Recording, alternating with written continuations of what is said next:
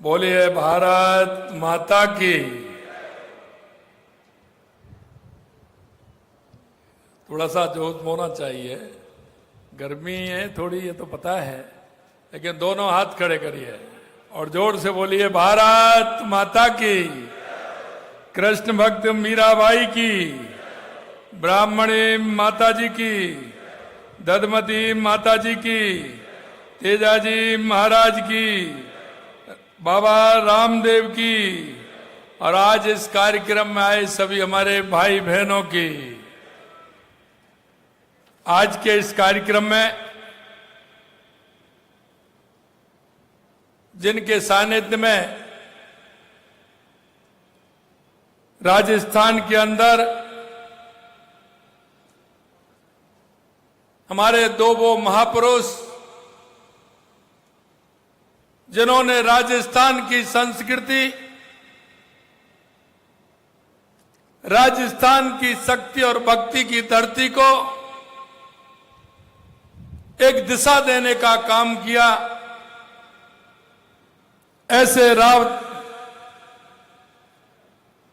हमारे राव दूधा जी महाराज जी, दूधा जी की मूर्ति का अनावरण जहां हो रहा है। राव दूधा जी वो हैं जिन्होंने हमेशा राजस्थान और समाज के लिए एक दिशा देने का काम किया है।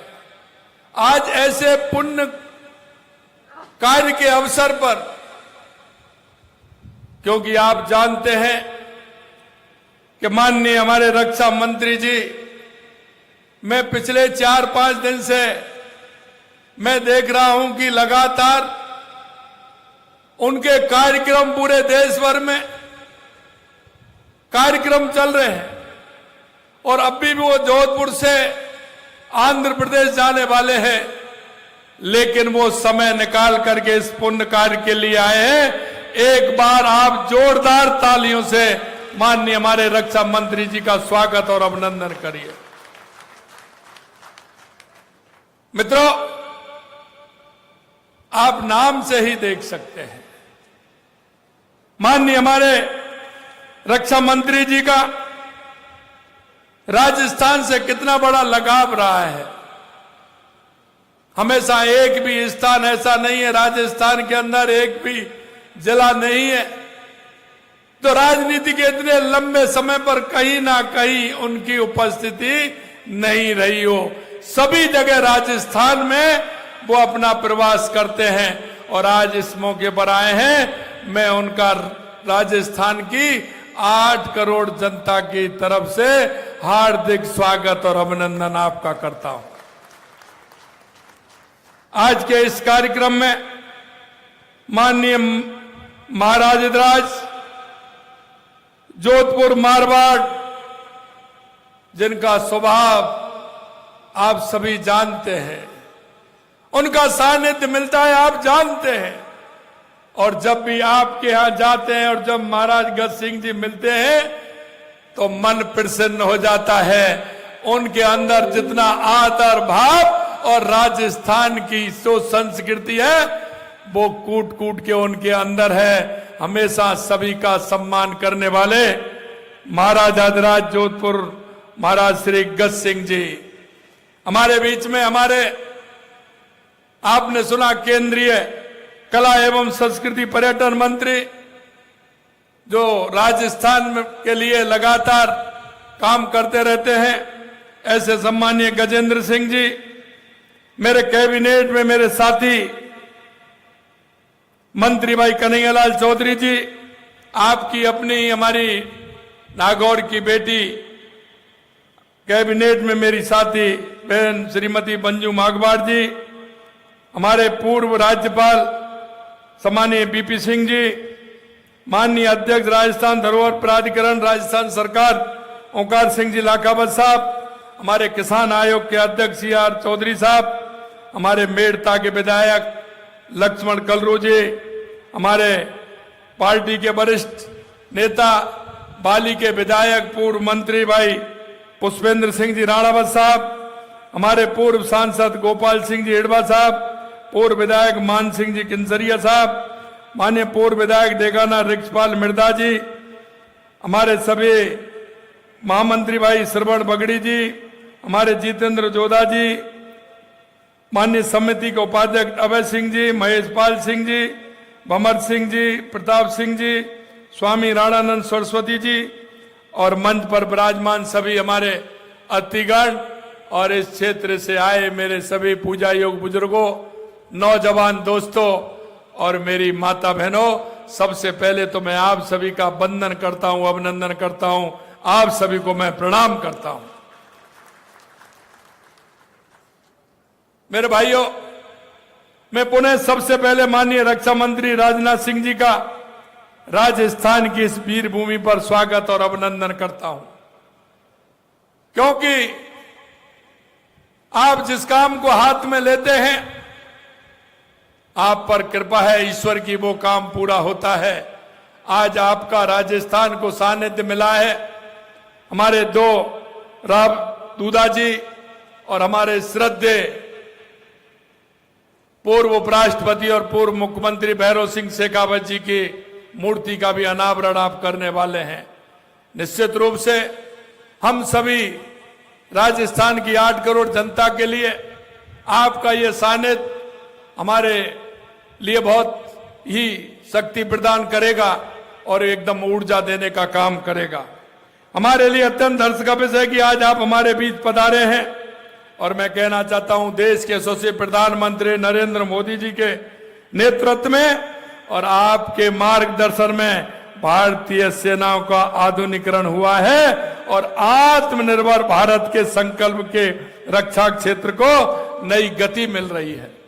और वो नई गति वो मिल रही है कि देश के अंदर रक्षा के क्षेत्र में कभी कोई इक्विपमेंट नहीं बनता था, लेकिन आपके मार्गदर्शन में और प्रधानमंत्री जी के नेतृत्व में रक्षा के क्षेत्र में छोटे से लेकर के बड़े इक्विपमेंट तक हमारे देश में बन रहे हैं और दुनिया उसके लिए ललायत है कि आज हमको भी चाहिए। हम पहले इस तरह का सामान खरीदते थे, आज हम दूसरे देशों को देने का काम करते हैं।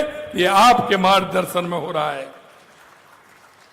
और इसका सुपरिणाम हमने ऑपरेशन सिंदूर के दौरान देखा है, जब हमारी सेना ने पाकिस्तान को परास्त करके सबको सबक सिखाने का काम किया है। आज मैं मारवाड़ की इस वीर धरा पर आपका पुनः अभिनंदन करता हूं। इस अवसर पर वीर शिरोमणि मेड़ता के संस्थापक श्री राव दूधा जी को नमन करता हूं। राव दूधा जी ने मेड़ता को बसाकर वीरता, स्वाभिमान और संस्कृति की ऐसी परंपरा स्थापित की जिसने पूरे राजस्थान को गौरवान्वित किया है। उन्होंने अपने अद्वितीय रण कौशल, दूरदर्शिता और पराक्रम से अनेक युद्धों में विजय प्राप्त कर मेड़ता की प्रतिष्ठा को ऊंचाइयों तक पहुंचाया। राव दूधा जी ने सारंग खान के विरुद्ध युद्ध हो, चाहे मल्लू खान के अत्याचारों का प्रतिकार हो अथवा मेड़ता की अस्मिता की रक्षा का संघर्ष के समय यह सिद्ध कर दिया कि अपनी अस्मिता और अपनी मातृभूमि की रक्षा के लिए राजस्थान की वीर किसी भी बलिदान से पीछे नहीं हटते हैं। आपने देखा है यह शक्ति और भक्ति की धरती कहलाती है, ये ऐसे ही नहीं कहलाती। इसमें हमारे पूर्वजों ने, ऐसे महानायकों ने हमारे राष्ट्र के लिए समर्पित होकर के काम किया है, सबको साथ लेकर के वो चले हैं। यह गौरव की बात है कि वीर शिरोमणि श्री राव दूधा जी के वंश में ही मीरा बाई जैसी कृष्ण भक्त हुई है। मीरा बाई को हमारी सनातन परंपरा में भक्त शिरोमणि कहा जाता है। उनके भजनों की मिठास अमृत के समान है, जो आज भी जन जन के हृदय को बहा बेओर कर देती है। मीरा की वाणी कालजयी है, सदियों बाद भी उनके वाणी भक्ति और मानवता का संदेश दे रही है। साथियों, राजस्थान की इस धरा के कड़कड़ में वीरता, स्वाभिमान, त्याग और भक्ति की ऐसी अनेक अमर कथाएं हैं, परंपरा हैं, जिन्होंने राजस्थान की धरतियों को सदियों से गौरवशाली बनाया है। लोक देवताओं, वीर योद्धाओं, संतों की हमारी गौरवशाली परंपरा को नई पीढ़ी तक पहुंचाने के लिए हम प्रदेश भर में उनके पैनोरमा बनवा रहे हैं। हमारे पैनोरमा, चाहे भक्त श्रोमणी कर्माबाई पैनोरमा डीडवाना हो, चाहे जसनाथ जी पैनोरमा बीकानेर हो, श्री खेमा बाबा पैनोरमा बालोत्रा हो, महावीर जी श्री महावीर जी पैनोरमा करौली हो, विद्यासागर जी महाराज पैनोरमा अजमेर हो, भामाशाह पैनोरमा चित्तौड़गढ़ हो, रामचंद्र सेन पैनोरमा जोधपुर का निर्माण हम करवा रहे हैं। ऐसे बहुत सारे पैनोरमा हैं जो जिन्होंने राजस्थान संस्कृति को दिशा देने का काम किया है, राजस्थान को दिशा देने का काम किया है। ऐसे हम महापुरुषों के पैनोरमा बनवा करके आने वाली पीढ़ी को हम बताना चाहते हैं कि हमारे पूर्वज कैसे थे। उन्होंने किसी भी कीमत पर हार नहीं मानी और राजस्थान और राष्ट्र को एक रास्ता दिखाने का काम हमारे वीरों ने किया है। मित्रों, इस तरह के पैनोरमा सभी प्रमुख स्थानों पर हम बना रहे हैं। बांदीकुई में संत दुर्लभनाथ जी का पैनोरमा, सिवाना में वीर दुर्गादास जी का पैनोरमा, सलूमर में हाड़ी रानी का पैनोरमा, अजमेर में महर्षि दयानंद सरस्वती का पैनोरमा, वीर तेजा जी का पैनोरमा, खरनाल में नागौर में भी विकास के कार्य करवाए जा रहे हैं। आज यहाँ बड़ी संख्या में हमारे किसान भाई बहन उपस्थित हैं। मेरे भाइयों बहनों, मैं कहना चाहता हूं कि देश के यशस्वी प्रधानमंत्री नरेंद्र मोदी जी के नेतृत्व में और माननीय रक्षा मंत्री जी के मार्गदर्शन में हमारा देश आगे बढ़ रहा है। हमने राजस्थान के अंदर 2.25 साल पहले जब सरकार आई थी तो राजस्थान का एक नक्शा हमने बनाया था कि हमारे राजस्थान में क्या क्या आवश्यकता है, हमारे राजस्थान का विकास कैसे हो सकता है। आप सब देख रहे हैं, सबसे पहले हमने पानी के लिए काम किया। आज राजस्थान के हर जिले के लिए हम काम कर रहे हैं। हमें उसमें नागौर भी जोड़ा है कि नागौर के लिए पानी हमारा ब्राह्मणी का भी मिले, नागौर का पानी हमारा इंदिरा गांधी नहर गंग नहर का मिले, उसके लिए भी हमने पैसा मंजूर किया है। चाहे हमारी ERCP योजना हो, यमुना समझौता हो, इंदिरा गांधी गंग नहर हो, नर्मदा का पानी हमें लाना हो, चाहे सोम कमलाम के माध्यम में जमाई में पानी लाना हो, चाहे माई डैम के माध्यम से डूंगरपुर बांसवाड़ा को पानी देना हो, या देवास स्कीम के माध्यम से उदयपुर राजसमंद चित्तौड़ और भीलवाड़ा के लिए पानी देना हो। लगातार हमारी सरकार उसके लिए काम कर रही है। इसीलिए हमने पहले साल में राइजिंग राजस्थान किया। 35 लाख करोड़ के MOU हुए, 9 लाख करोड़ रुपए के जमीन पर उतर गए, उसमें भी काम हो रहा है। आप देख सकते हैं लगातार हमारी सरकार उसके लिए काम कर रही है। आप देख सकते हैं बिजली के लिए भी हमने काम किया है। हमने किसान को वादा किया है कि 2027 में हम किसान को दिन में बिजली देंगे, 24 घंटे बिजली देंगे। अब आपसे ही पूछना चाहता हूं, क्या बिजली में अंतर आया है कि नहीं आया? आप नागौर वाले बताइए, आया कि नहीं आया? अब बिजली मिल रही है कि नहीं मिल रही पूरी?